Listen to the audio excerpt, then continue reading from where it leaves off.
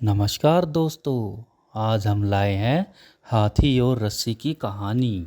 एक समय की बात है, एक बहुत ही शक्तिशाली और बलवान हाथी उसे एक महावत ने बचपन से ही पाला और उसे तरह तरह के करतब सिखलाए थे। महावत प्रतिदिन हाथी को बाजार ले जाता और हाथी बाजार में करतब दिखलाता था, जिसे देखकर लोग खुश होते थे और हाथी और महावत को पैसे देते थे।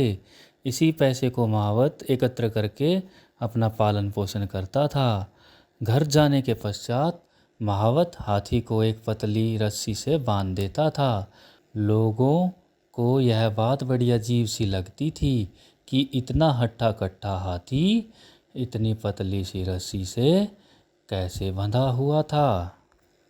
एक दिन एक व्यक्ति ने महावत से पूछा, महावत भाई, आपका हाथी तो इतना हष्ट पुष्ट और बलवान है, किंतु आप इसे इतनी पतली सी रस्सी से बांधते हो। हाथी जब चाहे इस रस्सी को बड़ी ही आसानी से तोड़ सकता है, फिर भी वह ऐसा क्यों नहीं करता? इसका क्या कारण है?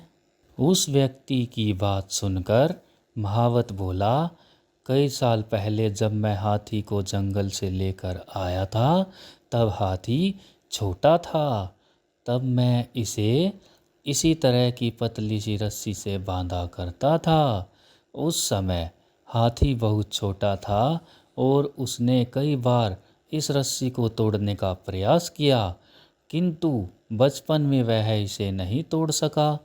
धीरे धीरे उसके मन में यह बात बैठ गई कि वह अब कभी भी इस रस्सी को नहीं तोड़ पाएगा। अब हाथी बड़ा हो चुका है, वह चाहे तो एक झटके में इस रस्सी को तोड़ सकता है, किंतु हाथी अब इस रस्सी को तोड़ने का प्रयास भी नहीं करता, क्योंकि वह सोचता है कि वह इस रस्सी को नहीं तोड़ पाएगा। किंतु अब वह चाहे तो इस रस्सी को एक ही झटके में तोड़ सकता है। व्यक्ति को सारी बात समझ में आ गई कि किसी भी जीव के दिमाग में जो बात बैठ जाए वह सारी उम्र उसके साथ रहती है।